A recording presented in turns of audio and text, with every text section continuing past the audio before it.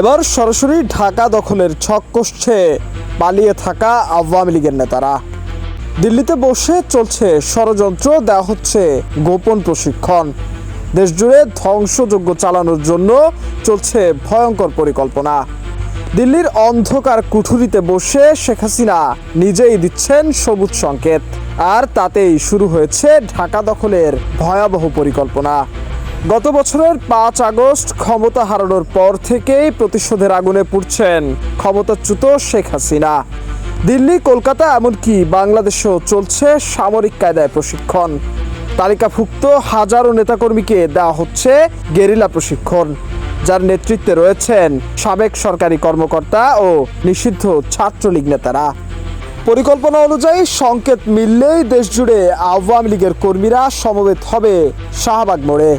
আশঙ্কা করা যাচ্ছে ঢাকা দখলের মাধ্যমে সরকার পতনের নামে ভয়ঙ্কর ধ্বংসযজ্ঞ শুরু হতে পারে যে কোনো মুহূর্তে।